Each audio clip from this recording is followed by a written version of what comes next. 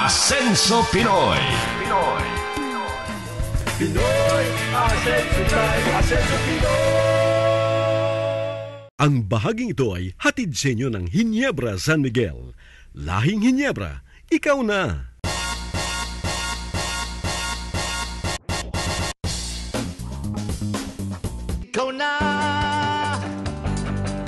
Ikaw na ang kasama sa kaman, sino man, ginuman.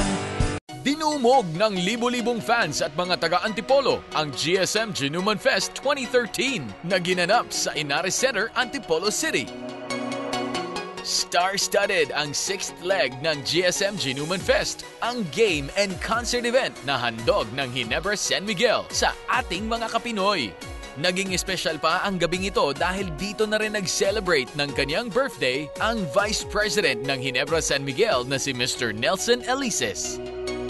I'd like to invite all our kalahi, mga taga-Barangay Ginebra, to join us in the next edition of our Ginuman Fest 2013. Next week po yan, March 16, Pampanga, sa Angeles, Pampanga po. And then the following week, March 22, sa Santiago, Isabela. Sama-sama po tayo. Si Jukes, andun po, kasama natin ulit. Jewel, sama-sama po tayo, Ginuman Fest. Mga Barangay Ginebra. Pinasaya ng Kenyos ang mga taga-Antipolo sa kanilang all-out performance, led by their lead vocalist, McCoy. Masaya po rito sa Antipolo City sa Ginuman Fest 2013. This is the 6th leg. And as always, kami ng Itchy Worms, Rocksteady, sila Jong, Hilario, sila Georgina Wilson.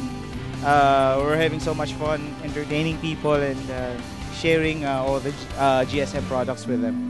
Nanginginig ang GSM Ginuman Fest concert event dahil sa maladyos ang ganda ni Miss Georgina Wilson na nakipag-showdown pa ng Harlem Shake with Mr. Sample King, Jong Hilario. This is probably the most attended event. Of course, Georgina is here to grace the event, no? Ayun. Also, birthday ni Sir Nelson today. Kaya ito yung celebration niya. And actually, all the Ginuman Fest have been fun, pero ito yung pinakamalaki so far. And we expect more sa June 8 sa Manila. Ay, Ginebra, ikaw na! Dumagundong sa hiyawan at palakpakan ang buong Inares Center nang magpamalas ng talento sa pagsayaw si Jong Hilario.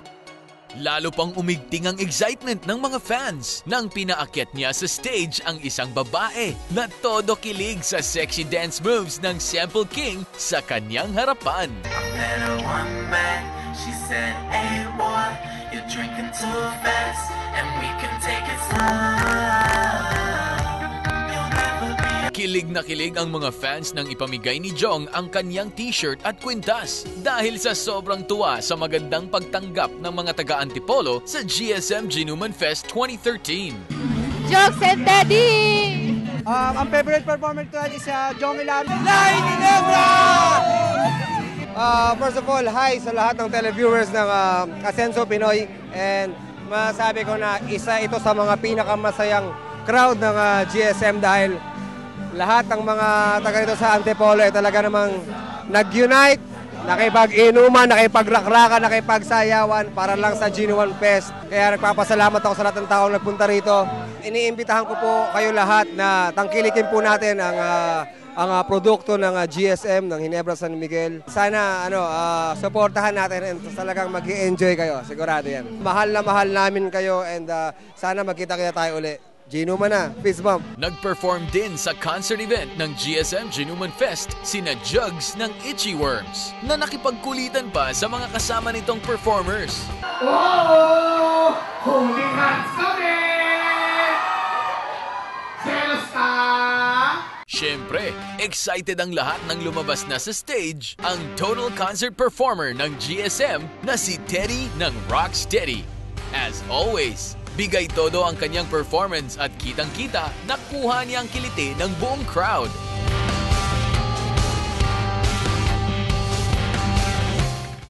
Salamat sa mga bumili ng mga GSM products.